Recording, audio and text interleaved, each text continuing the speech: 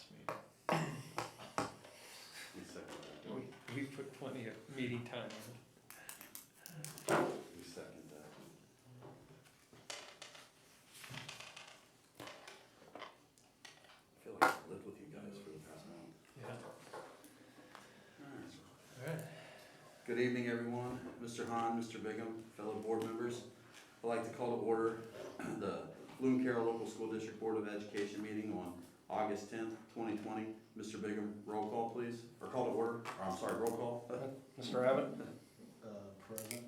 Mr. Bratton? Present. Mr. Jimmy Johnson? Present. Mr. Rod Johnson? Present. And Mrs. Sherman. Pledge of allegiance. I pledge Allegiance to the flag of the United States of America, to the republic for which it stands, one nation, under God, indivisible, with liberty and justice for all. Moving on. The approval of the agenda, we have a addendum Mr. Hahn provided, number 9, the superintendent's recommendations and reports. F, personnel resignations and retirements.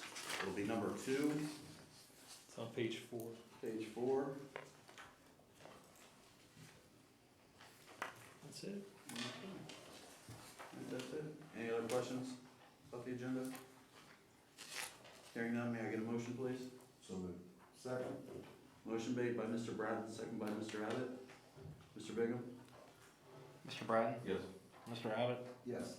Mr. Jimmy Johnson? Yes. Mr. Rod Johnson? Yes. Number 5, approve the minutes from the following meetings. The A, July 13th, 2020 regular board meeting. B, July 29th, 2020 regular planning session meeting. Anybody see any errors or anything that needed added that we might have missed? I didn't see anything. Everything that was voted on is correct. All right, I'll go ahead and make this motion. Motion made by Mr. Rod Johnson, second by Mr. Jimmy Johnson. Mr. Bigham? Mr. Rod Johnson? Yes. Mr. Jimmy Johnson? Yes. Mr. Abbott? Yes. Mr. Bratton? Yes. All right, number 6, public participation. Did anybody sign up? No, we're good. All right, great. With that, we'll go to, Curriculum. yeah, that's what I said, number 6. We'll go to Ms. Laniger for the curriculum update. Great. So you have, I think, a little power handout there. I think you update. First, before I begin, I just want to thank you as a board for your leadership through this time, and for Mr. Hahn and Mr. Bigham. It's definitely been a challenging time, and I'm excited. I think we've got a plan in place as of today until probably Mr. Hahn speaks tomorrow. We'll see. But here is the plan as of the moment. So I want to share with you what's new in terms of new programs that we're bringing in, and then how we're starting out the school year and preparing for our students returning. So first, when we bring in new programs into the district, we go through a curriculum review cycle.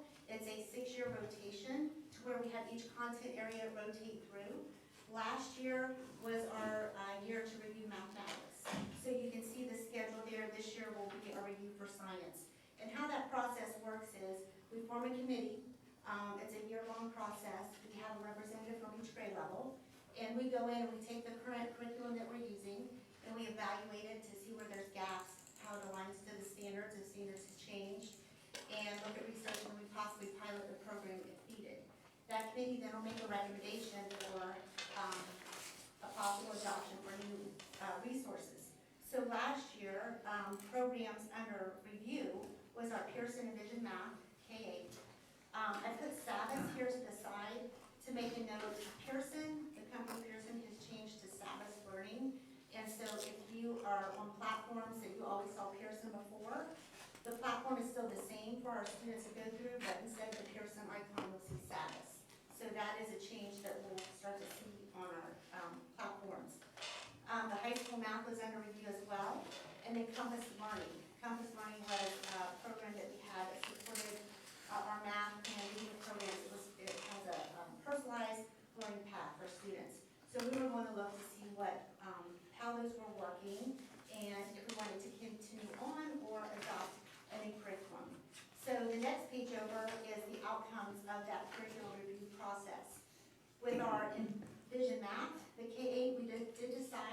go ahead and re-adopt the Envision map that we had in place because it was, we already had a good vertical alignment. We felt our data was showing growth, so we decided to keep that.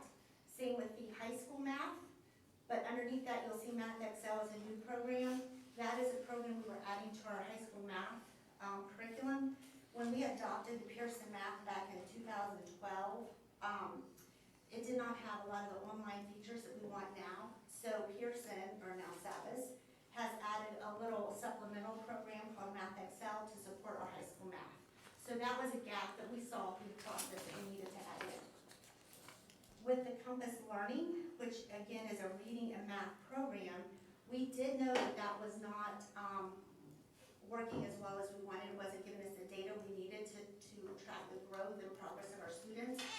So we did, and through this process, decide to look at doing away with Compass and bringing in 2 new programs called Success Maker and Lexia. We needed 2 because Compass was a reading and math, and we needed, Success Maker was only a math program that aligns to our current math, and then Lexia was another program that the teachers really liked. It gives us more specialized instruction, it was more engaging to our students, and it gave our teachers the data, or will give the teachers the data that we need to track progress. So that was sort of the outcome of our curriculum review process. What grades will Lexia be through? Lexia is K-4 for all students, and then in the middle school and high school, it's for our students that need extra intervention or IEP. So yes, some of these programs are not for, and same with Success Maker, it's exactly the same. It's how we used Compass last year, so I don't know if you were online and helping children, your own students at home. It's for most of our K-4 population. Next is new courses for the upcoming school year. The middle school added only 1 course this year, Introduction to Romance Languages. So it's going to be taught by Mr. Wentz. It's a semester course, and it's going to be 2 weeks studying French and Spanish and sort of comparison of the 2. At our high school, we added 4 new classes, advanced topics in chemistry, and then an exciting one, design challenge and STEAM class, which is our new innovation lab at the high school. So it has laser cutters, 3D printers.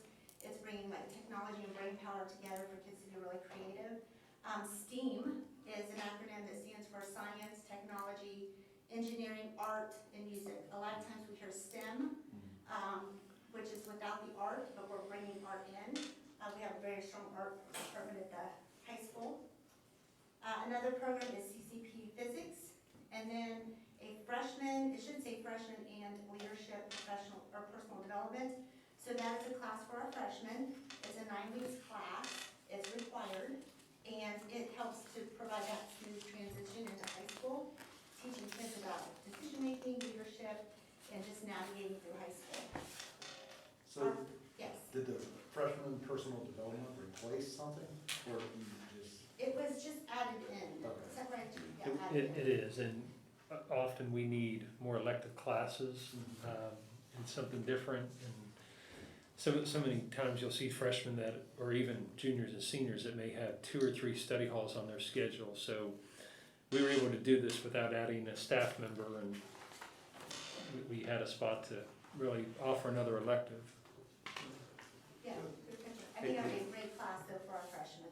Jody, how often do you guys do an evaluation of like our CCP courses? I think just like an annual type of, But those are, yeah, they're annual reviews and contracts that we work with Hawking and OUL on. Okay. so next, just to switch gears a little bit to our reopening plans. So this year is, as you know, a little different. And so typically when we start the school year, we do have our teachers come in and we like pre-assess kids to see what that summer slide may be, what they lost over the summer. Well, now the word that's being coined is the COVID slide. And we do know that kids are going to probably have lost a lot more. Possibly up to, we were on a call with a company on Friday last week, and they said that early registration could be a year's growth loss, or a year loss of growth for students. Unless, though, of course, of our parents, we don't know how well you guys did in teaming with us last spring, so kids could come back and we may be ahead. I But we're gonna pre-assess.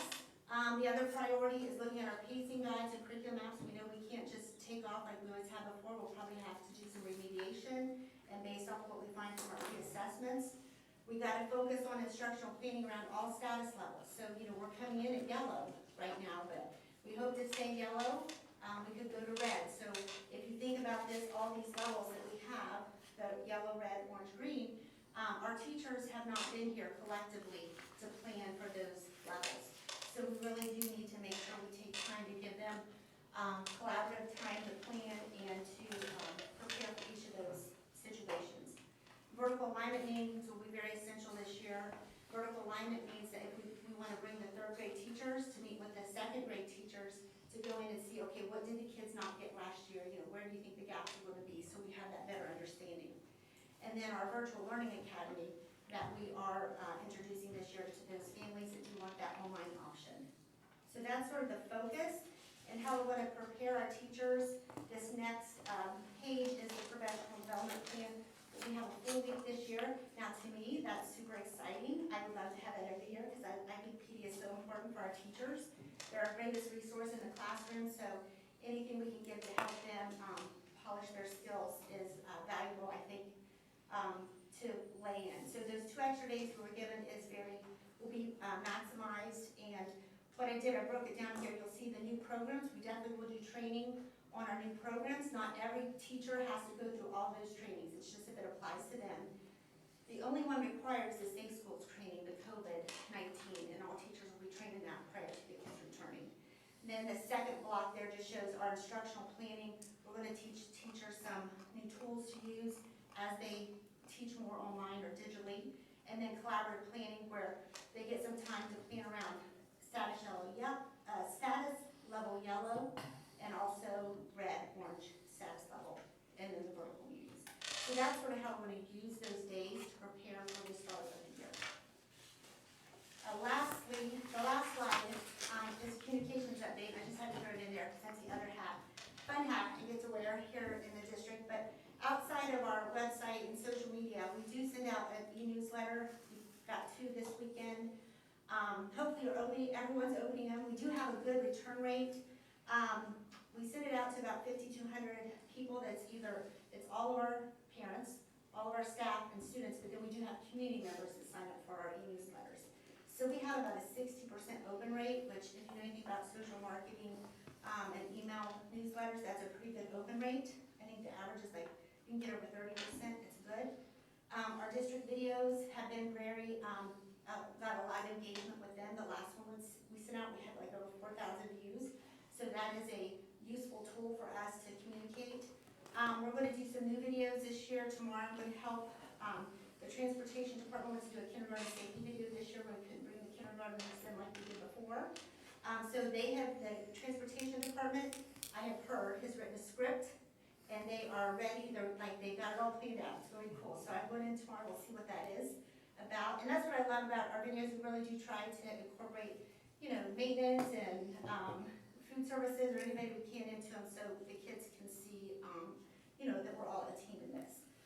We'll also be doing some VLA videos to introduce to our families the new program, doing orientation and some tutorial videos. And then this year new for us is some FAQs. We've already put an FAQ out for the Virtual Learning Academy, and then we're going to be sharing one here possibly a bit later this week, early next week, on just the opening plans, because we're getting some questions in that are more common, and we want to answer those out to everyone. But that's sort of that bird's eye view of curriculum and communications. So, Thank you for all of your hard work. sure. Thank you. Thanks. Thank you. Number 7, Treasurer's Recommendation Reports. Mr. Bigham? Okay, item 7A is approve the July financial statements. Total expense of $13,909,047.63, including just over $9.6 million in SCOIC expenses. When you look at the executive summary with the first month of the fiscal year, a little bit of bad news to start off with. Our first income tax collection was received in July, and this covers the time period of April through June, so certainly were aware of what was going on during those months. The gross total amount of the collection when compared to last year was down 27.5%. So not a good start, but a little bit of if you want to call it a silver lining, is the result of the pushing back of the tax filing deadline from April 15th to July 15th, I think has quite a bit to do with this. As you look at the SD 100 tax returns and the 100 estimated payments, those individuals that make estimated payments as opposed to have it withheld from paychecks was the biggest drop.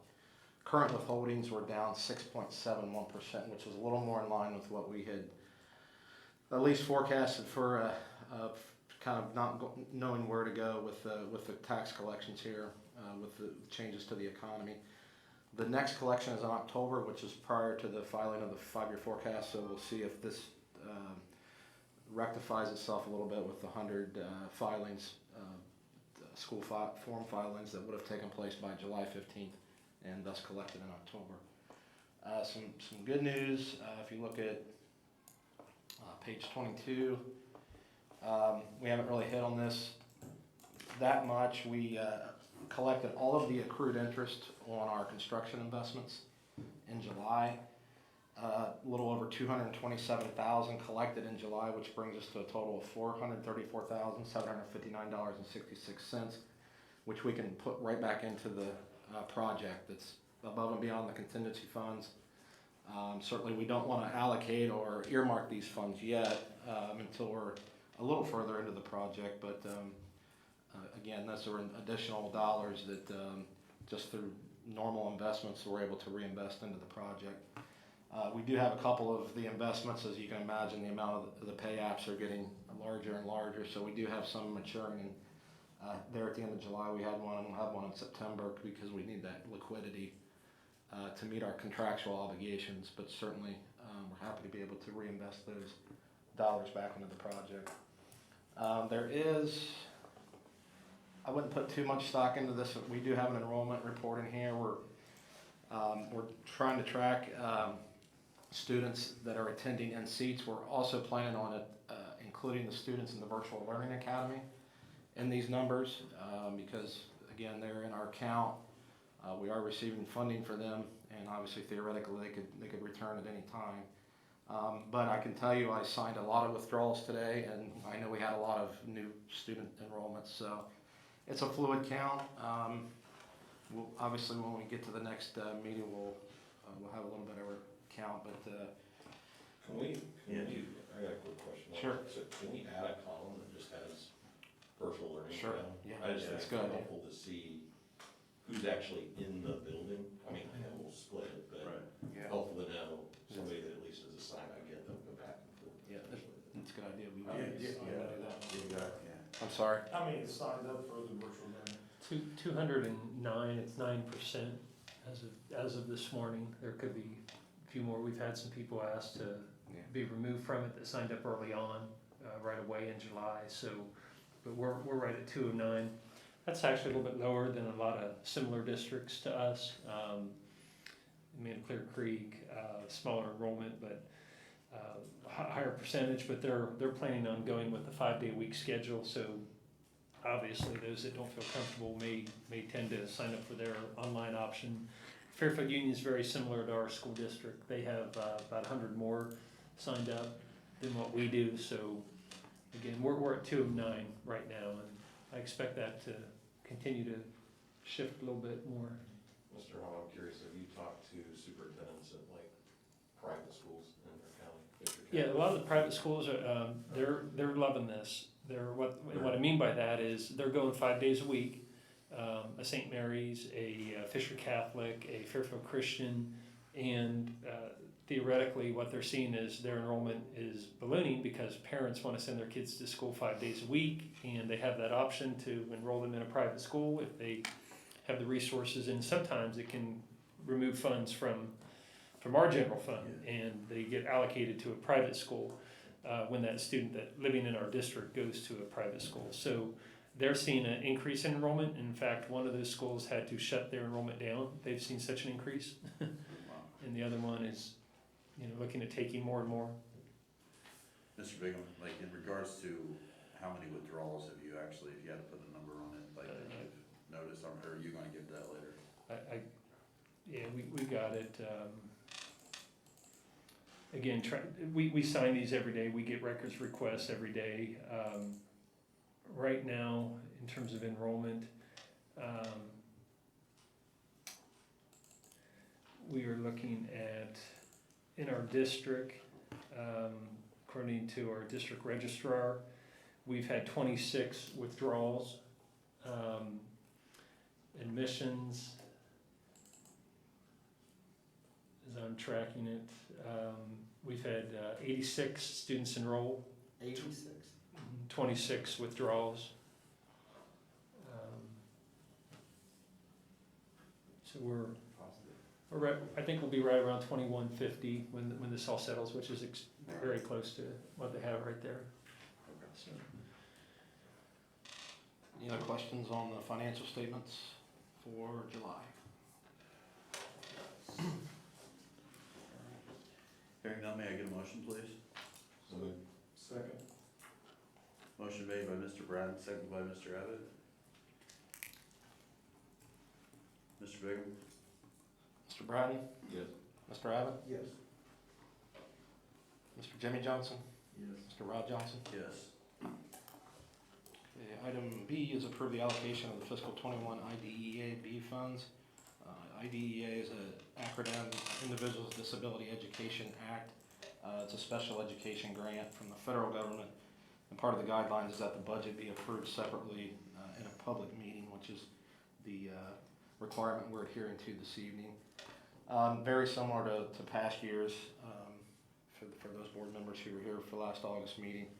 Our initial allotment is just a little under $397,000, which is slightly up from last year. The majority of our investment with these grants is back into our personnel, and then you can see it's in the area of speech services, K through 12, intervention at the primary, and also intervention at the high school. We have intervention in our other buildings, of course, but those were the areas that we were able to fit within the grant parameters and guidelines for this year. We also set aside inevitably funds in two areas that inevitably come up throughout the year as IEPs change, as new IEPs are written. We have student services provided by the ESC that we're able to offset with this grant, and then we are also able to fund any curriculum, either materials and services or devices that may again be brought upon by changes to IEPs. So just meeting the federal requirement to approve the IDEA budget separately tonight. Questions? I'll go ahead and make the motion. Motion made by Mr. Rod Johnson, seconded by Mr. Jimmy Johnson. Mr. Bigham? Mr. Rod Johnson? Yes. Mr. Jimmy Johnson? Yes. Mr. Abbott? Yes. Mr. Bratton? Yes. And finally, we have approved the allocation of the June 2020 interest rebates from the qualified school construction bonds as follows. Into the bond retirement fund 002, $412,929.33. Just briefly, again, when we sold bonds to build the middle school back in 2010, it was, if you remember, the economic downturn, the crash, if you will. And in order to spur on school construction projects, districts were able to issue bonds interest-free. To get the interest rebate, though, you have to pay it up front, and then the IRS refunds you, if you will, or sends rebate checks. I have in the packet the language from the original bond issue that says when the funds come back to the district, theoretically, the way the language is written back then, it could go into the at this time it was the middle school. It could actually go into the elementary school construction if we were over budget, to the bond retirement as we're recommending tonight, or to a permanent improvement fund. By putting it into the bond retirement fund, it increases the balance in the retirement fund, thus decreasing the millage that the taxpayers are going to pay on these 2010 bonds. So that's the prudent financial decision to make, unless you had a need in one of those other two areas, which is not my recommendation, certainly at the time. So again, kind of a lengthy explanation, but that is the backstory or the detail behind the recommendation in letter letter C. Any questions? Can I get a motion, please? I'll second. Motion made by Mr. Jimmy Johnson, second by Mr. Rod Johnson. Mr. Bigham? Mr. Jimmy Johnson? Yes. Mr. Rod Johnson? Yes. Mr. Abbott? Yes. Mr. Bratton? Yes. All right, thank you, Mr. Bigham. Mhm. Number 8, old business. A, approve the following policies, 1 and 2 as presented. B, approve the following policy on 1 reading, 1 through 16 as presented. Any questions in regards to? I can give you guys a little bit of background on this. These are all policies on section B, 1 through 16, that have been impacted by the Title IX regulation changes by the U.S. Department of Education. In May, there was an update to the Title IX regulations, and those take effect on August 14th. The policy was just released, I believe, about August 3rd. So that doesn't leave the normal process, but we have to be in compliance by August 14th. We received OSBA policy, and these are really federal changes to the policy. There isn't a lot of changes we can personally make. We still have to have a Title IX compliance coordinator. We have to have a Title IX team now, which I have talked to the administrative team about some training and who takes different roles there, but our Title IX compliance coordinator is our special education coordinator to conduct investigations, and now there's decision makers, investigators, an appeal entity, and an informal resolution dispute individual as well. So these are federal changes, and we have to be in compliance by the 14th, and that's why we're asking for one read on this.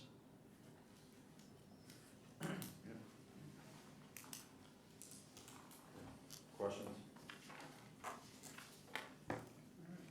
May I get a motion, please? Motion made by Mr. Bratton, seconded by Mr. Jimmy Johnson. Mr. Bigham? Mr. Bratton? Yes. Mr. Jimmy Johnson? Yes. Mr. Abbott? Yes. Mr. Rod Johnson? Yes. Sorry. All right. 9, superintendent's recommendations and reports. Mr. Hahn. Okay, just to kind of keep everybody updated, you're all invited on August 17th. We're going to be in the gym this year, spread out using the bleachers and floor seating for the staff. We have 220 staff members. We should be able to spread out. We will be wearing masks for a district convocation to kind of welcome everybody back and get them out of there pretty quickly, go over some housekeeping items, and then get them into their smaller groups and PD for that day and the following subsequent days as well. But we will have a packaged breakfast and packaged drinks. Usually we have kind of a buffet where they serve themselves. We'll be doing things a little bit differently. It is optional if they want to eat breakfast, it always is, but certainly if somebody feels uncomfortable, they don't have to do that. But that is on the 17th. Breakfast is at 7:30 to 8:15, and then Mr. Johnson will be addressing the staff at around 8:15, as will I. And then this coming Friday, the 14th, we'll have our new staff members in here for an orientation. They'll meet with technology, curriculum, get all their devices, accounts, just all the things to help the new staff get on their feet. That again is on Friday. We have only 5 or 6 new staff members this year, so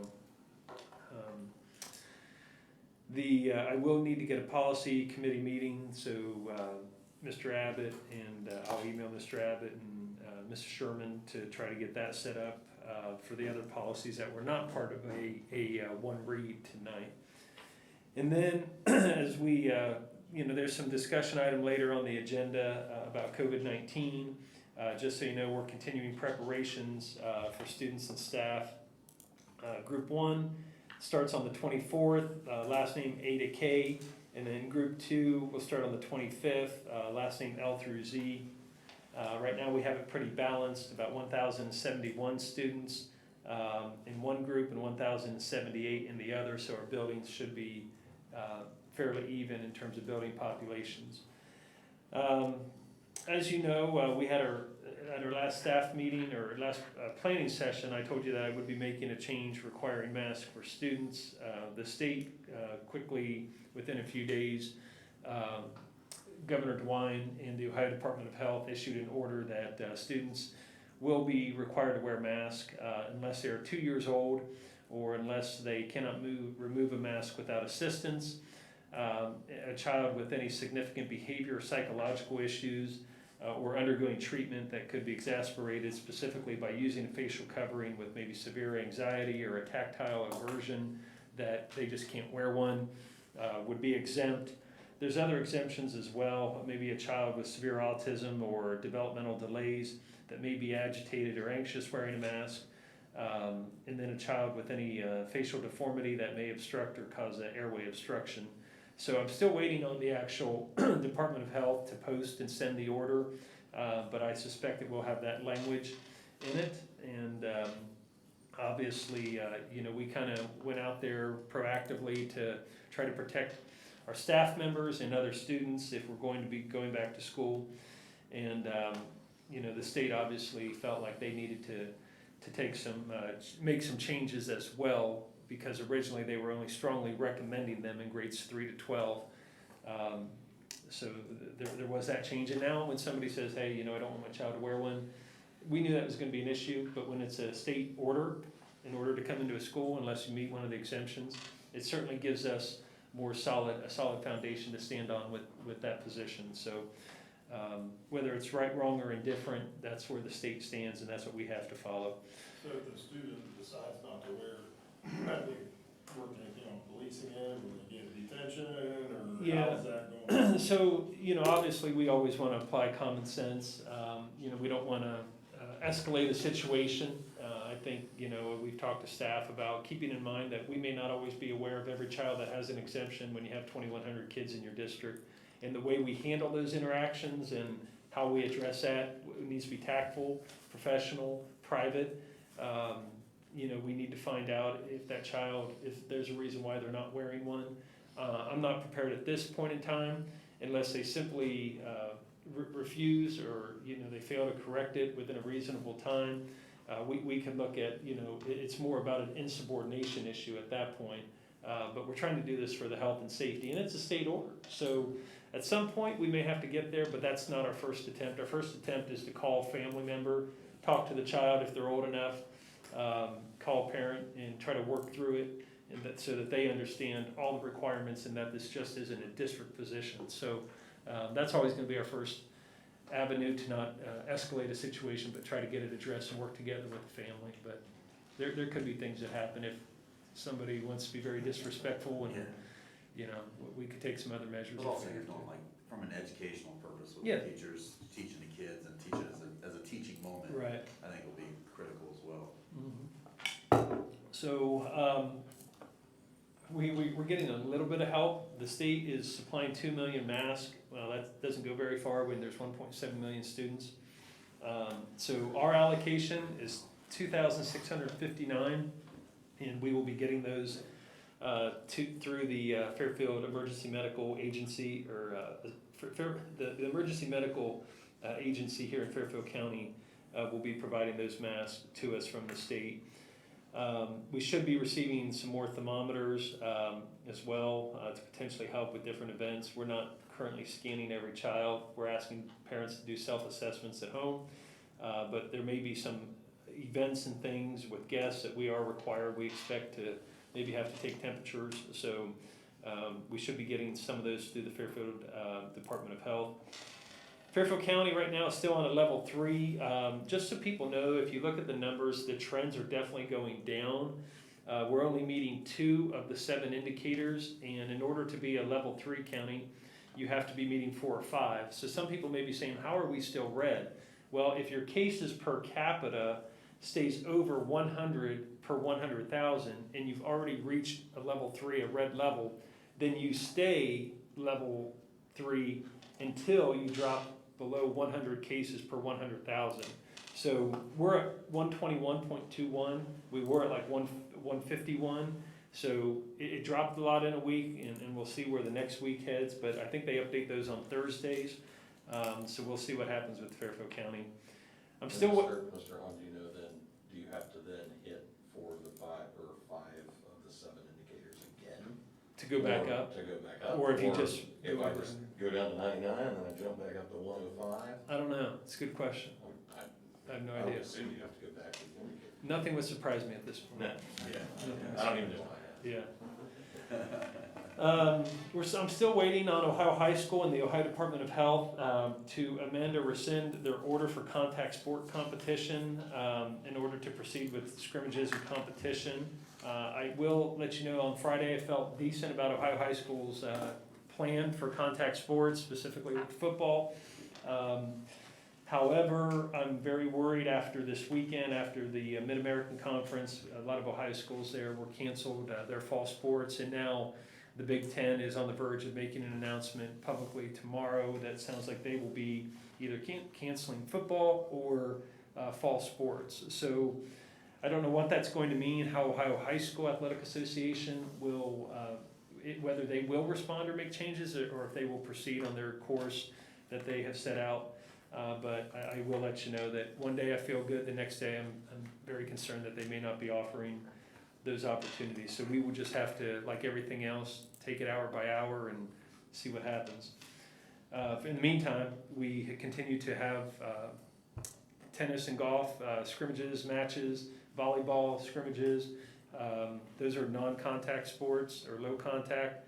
And then, football, soccer, cross country has continued to practice, and with the hope that later in the month this order will be amended and that they will get to proceed. So we just really don't know, but I admire the job that our coaches are doing and the athletic department right now, even the band program as well with the safety precautions we put in place.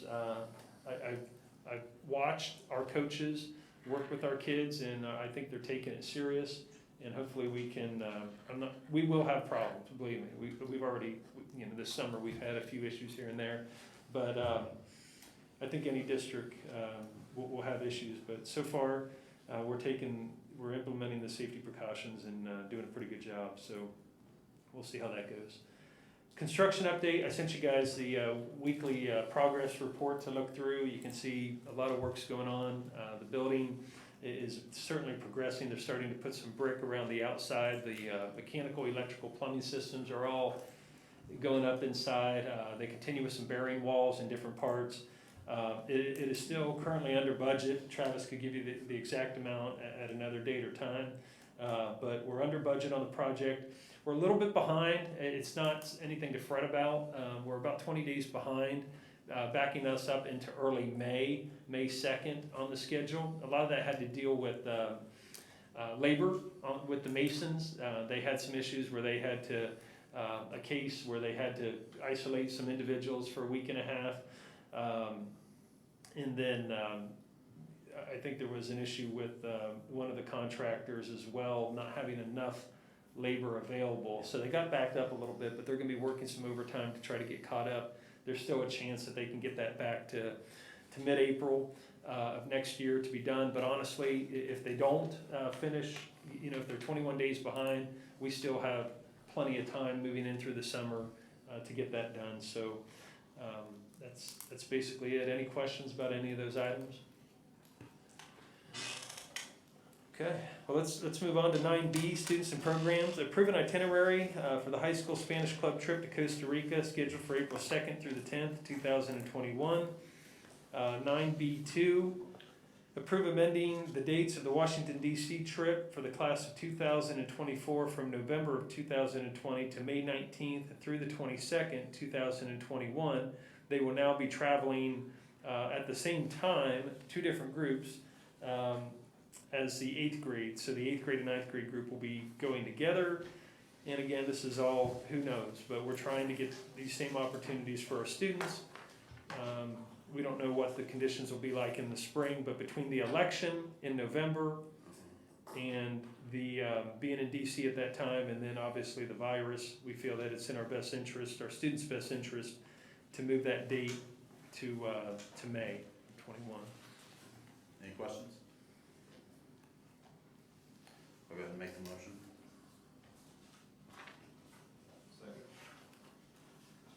Motion made by Mr. Rod Johnson, second by Mr. Jimmy Johnson. Mr. Meeting? Mr. Rod Johnson, Yes. Mr. Jimmy Johnson, Yes. Mr. Abbott, Yes. Mr. Bratton. Yes. 9C, Personnel and Employment, approved substitute list number 1 for August 2020 as submitted by the Fairfield County ESC. Number 2, approve increase in the hours of Hannah Hatch, elementary school music teacher, from 0.4 full-time employee to 1.04 full-time employee, effective with the 2021 school year, pending the acceptance of agenda item 9F1, which would be Mrs. Ziegler's resignation. Number 3, approve up to 2 additional hours per in-person student instructional day for Rebecca Roberts and at the primary school, and Michelle Snoke at the intermediate school for cleaning and disinfecting school buildings. Just so you know, they don't work a full 8-hour shift, but with the increased demand for cleaning and disinfecting and still getting to the trash and the sweeping and then fogging and disinfecting every single room on student days, we felt that we needed to add a couple more hours to each of them during the pandemic. So, number 4, approve the FMLA leave request of Rachel Hansen, first grade teacher, effective August 17th, 2020 through November 12th, 2020. Number 5, approve the request for childcare leave for Rachel Hansen, effective November 13th, 2020 through December 18th, 2020. Number 6, approve the employment of Nicole Lolau, as a long-term substitute teacher for Rachel Hansen at the primary school, effective August 17th through December 18th, 2020. Number 7, approve the FFCRA request for intermittent leave of Beth Rockwood for up to 60 days or upon expiration of the Families First Coronavirus Response Act, whichever will come first. Number 8, approve the request for a salary column change for Haley Rose from bachelor's degree to bachelor's degree with 150 semester hours pursuant to receipt of official transcripts effective August 11th, 2020. Number 9, approve Brett Mitchell as a home instructor for a homebound student for 5 hours a week at the tutor hourly rate for the 2021 school year. Approve the following classified substitutes for the 2021 school year. Tara Hibner as a school nurse, Tara Geik, aide and lunchroom monitor, Megan Mathias as an aide and lunchroom monitor, and Hayden Morris in the IT department. Number 11, amend the athletic supplemental contract of Zach Spriggs, Group B, varsity boys soccer, from 8 years of experience to 9 of experience pursuant to verification of previous experience. Number 12, approve the following athletic department volunteers for the 2021 school year pending timely receipt of all verifications and background checks. That would be Matt Graves with middle school football, Pam Engbert, middle school cross country, and Donnie Bear for football. Number 13, approve the following fall athletic supplemental contracts for the 2021 school year pending receipt of verifications and background checks, and contingent that payment shall be made provided that the board is permitted to and holds of pupil activity in light of illness, COVID-19, and the Ohio High School Athletic Association and state and local precautions, orders, and guidance. Partial performance of duties shall be paid on a prorated basis following verification to the treasurer from the principal or athletic director of the portion of duties completed by the supplemental contract holder. That would be Amy Zoid for middle school cross country at Group D, no experience. Number 14, rescind agenda item 9C6J from the July 13th, 2020 Board of Education regular meeting. And that would be the academic supplemental contract for Corey Burrow for 10% jazz and pep band director. Number 15, to replace that, approve the following 1-year academic supplemental contract for the 2021 school year, contingent that payment shall be made provided that the board is permitted to and holds the pupil activity in light of illness, COVID-19, and the Ohio High School Athletic Association and state and local precautions, orders, and guidance. Partial performance of duties shall be paid on a prorated basis following verification to the treasurer from the principal or athletic director of the portion of duties completed by the supplemental contract holder. And that would be Devin Foster at 10% for the jazz and pep band, Group E, Step 0. Mr. Hahn, You. can you explain to me, the Families First Coronavirus Response Act, what exactly is that? Yeah. Yeah, that was from the CARES Act. That basically enabled employees to take two different types of leave. One, and this is what number 7 is in relationship to with Mrs. Rockwood.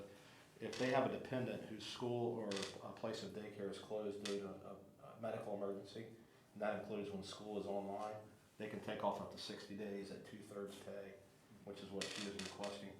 We do allow it to be done intermittently, which aligns with our regular FMLA leave. The other part of this Response Act was an emergency paid sick leave. If they are required to be quarantined or if they are going to seek a diagnosis because they have symptoms of COVID-19, they do not have to use their own sick leave. They can use the 10 days of sick leave that is set forth under this act. So we don't have any of that on this right now, but this is just the first individual that we've had use one of the leaves provided under that act. And again, after those first 10 days, it's 2/3 up to $200 per day max. So it won't be full pay, but it is available to them again if they're basically for childcare when they don't have it because their place of school is shut down, which would include students going here on a Monday, Wednesday, or a Tuesday, Thursday, depending on where in the alphabet they were.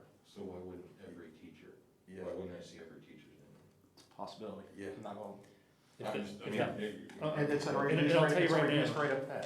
Right, right, But- right. If we see that, we will have to shut our schools down. Right, no, that's, Yeah, I that's the mean, point, yeah. No, it's Right. And that It's a great brings question. up my point, is that we asked at the last meeting, that if we shut it down, people get dependent on the online schools. I mean, we're already at 10% of our students. Right. You know, next year, what do we do with the staff? Yeah. currently, both of these provisions in this act are set to expire on December 31st. Now, certainly that could be extended, but So will she be working on that date though, where, so she won't be at all? I mean, no, her act- So you can request this ahead of time. I mean, and not Yeah. use it. I'm not using, that's what I'm saying. Yeah. I'm shocked. Yeah, I am too. 225. It's a good point. Give it time. Yeah. Well, I, No, I mean, that's something, I mean, you said it right there, I mean, that's the point where, yeah. but you also said, didn't you say 10 days of personal time, so. The first 10 days of this particular leave is unpaid, but they can use the emergency sick leave to cover the 10 Right. days. And- On the 11th day, it drops to 2/3 of their daily, so it is a reduction. There is a little disincentive.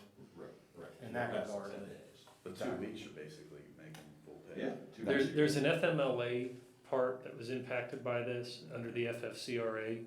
There's a FMLA portion that was impacted, and then there's an emergency paid sick leave. In the FMLA, the first 10 days are unpaid, but they can use their emergency paid sick leave in For that. and then after that, they're down to 2/3 pay, up to $200. But in theory, if a staff member does this, right, I can say, well, okay, I'm gonna basically take 2 weeks off Yeah. of full pay. If, And then I can come back on day 11, right? And now, does that reduce their? Their first 10 days. This is not, No. right? No. So, No. again, back to my earlier point, shocked, there's no 225. I think it'll happen. Yeah, That's when we'll be all online, correct, yeah, because we don't have staff, because we won't have teachers. we won't have teachers. Right. Because they've all elected to. Yeah. Stay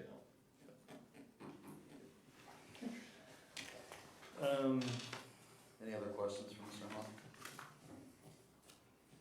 That's, but the only thing, keep us apprised, I mean, I know our next meeting, We will. just try to keep us up to date on where we're at, or how many people have decided to go that route, so we can prepare at least. all of the requests for the FMLA portion has to be board approved, Right, but the emergency paid sick leave is just like Exactly. regular sick leave. It's, right. you know, we're tracking it every day and people are inquiring about it, so we're just trying to stay. Have you had any more though that have requested that you just haven't? Not formally, we've spoken to many people informally about their options and Okay, to people kind of mulling over how they want to approach this. yeah, just keep us up to date, I mean, especially on the emergency ones too, I mean, it gets to a point, it's hard to kind of find long-term subs during all this. Any other questions? All right, may I get a motion, please? So moved. Second. Motion made by Mr. Bratton, second by Mr. Jimmy Johnson. Mr. Bigham? Mr. Bratton? Yes. Mr. Jimmy Johnson? Yes. Yes. Mr. Abbott? Yes.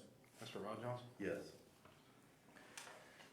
Okay, D, contracts and agreements. Approve the purchase of service contract with the Fairfield County Board of Developmental Disabilities for educational aid services as determined by IEPs for students attending preschool and school-age programs at Forest Rose School, effective August 1st, 2020 through July 31st, 2020. Again, we have students that live in our district that attend Forest Rose or other alternative settings due to special needs, and we are required to provide the IEP services, and that could include educational aid, for example. Any questions? I'll go ahead and make the motion. I'll second that. Motion made by Mr. Rod Johnson, second by Mr. Abbott. Mr. Bigham? Mr. Rod Johnson? Yes. Mr. Abbott? Yes. Mr. Bratton? Yes. Mr. Jimmy Johnson? Yes. Okay, nothing under 9E. Under 9F, personnel resignations and retirements. Accept the resignation of Jamie Ziegler, elementary school music teacher with 50 years of service to the district, effective July 15th, 2020.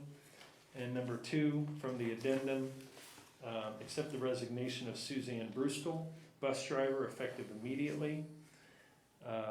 Again, Ms. Brustel has not yet joined us. We just approved her last board meeting, but she has had a change of plans and will be staying in her current position at another district. Mrs. Ziegler, wonderful, wonderful person, great teacher for every single year that she's been here. Great energy, loves the kids, did some unbelievable things over those years. I'm 45 years old, she's been here 50. So just amazing what she's been able to do for the music program and just all of our students, and she will be deeply missed. Yeah, big thanks to her. Any questions? May I get a motion, please? So moved. Motion made by Mr. Bratton, second by Mr. Jimmy Johnson. Mr. Bigham? Mr. Bratton? Yes. Mr. Jimmy Johnson? Yes. Mr. Abbott? Yes. Mr. Rod Johnson? Yes. All right, thank you, Mr. Hahn. We'll come right back to you here on number 10, new business. A, the 2020-2021 COVID-19 planning discussion. Yeah, honestly, I put this on here as a placeholder because, as you know, we have to get this agenda done 4 or 5 days. We usually have it done by Wednesday or Thursday, and we send it out to the board on Thursday or Friday and the public. And honestly, I didn't know what was going to happen on Thursday, Friday, Saturday, Sunday, so I kind of always just leave it on there as a placeholder. I don't have much of an update. Things have kind of settled. A lot of directors, supervisors, principals are back working, starting to see some teachers show up here and there. As I said, new staff comes in this Friday, and then all staff comes back on the 17th. I'd like to think we have a plan. I feel like we've set the framework, the infrastructure in place, and now it's up to our teachers and our building principals and supervisors and directors to implement all the procedures as best as possible, as feasible as possible within their building, and try to make sure that we are providing education to our students. I wish we were even able to do more. I would like to think that someday soon we will be able to, but I'm also realistic and know that it could be the complete opposite, and we could end up in an all remote environment, which I feel that what I shared with you at our last meeting, that we have much more structure and accountability for our students and staff than what we had in the spring. We all learned a lot from that experience. I don't think, honestly, a lot of us did not anticipate that when that 3-week closure came out, that it would be more than a 3-week closure. We didn't know that this could go on for 1.5 years or 2 years, and very concerning if it's going to for our students and our families. But really, we're just holding steady. A lot of the school districts in the county are holding steady. There's one that's all online. They could potentially be switching to a hybrid. And there's one that's all 5 days a week. They could be shifting to something else as well. But most of us are on a hybrid schedule. The southeastern Franklin County area, for now, they're hanging on to a hybrid schedule. But I think that could change. I wouldn't be surprised if it does. But I think we got a good plan to try to get our kids some in-person instruction as much as possible, and keep that social distancing on our school buses and in our classrooms. And people are gonna say 6 feet. You can't do 6 feet in the school. It's not an actual requirement to be 6 feet. It is a recommendation. But schools, as we know, that's not always realistic, but we can provide a lot more space with this cohort, these two cohort groups. Transportation update today, I was told by our transportation supervisor, because a number of kids are opting out of transportation and parents will be dropping them off, expect long lines coming into the schools. But we can probably get about 1 kid per bus seat. Right now, we've had so many not opt for transportation. Now that could look different on the first day, but we're really looking at about 1 student per bus seat. And family members would be sitting together, obviously brothers and sisters and that kind of thing would be sitting together on the buses. But I really don't have any other updates. I don't know if you guys have any questions. I am worried about Ohio High School making a change here in the next few days. I could see that happen with contact sports. So I'll keep you updated as soon as I get something from Ohio High School. But again, I think we have shown that we honestly feel safety is important, but so is instruction in person for our students. And we value the opportunities in the co-curricular and extracurricular opportunities that really shape our students' lives and their futures. And removing those for a year or 2 years can dramatically change the outcome of what life is going to look like for some of these students. And we're trying to provide as much as we can within all the guidelines from the state and all the orders. But I feel good about our plan. I feel good about the way it's been handled from our school board, from our community. I think none of us want to be in this situation, but I think we understand that we've got a plan based upon the conditions that we have to deal with. And I really don't have anything else to share with you guys at this time. So just holding steady right now, hoping to get started and hope that we can stay in. Yeah. So, Any questions? Good. You sure you don't want to go into your presentation again? you guys want to do it? I added a few more slides if you want me to. Yeah, no, thanks for all your hard work, Sean, sincerely. And Travis, thanks to you as well for, getting everything together for us as well for all this. All right, number 11, board reports and information.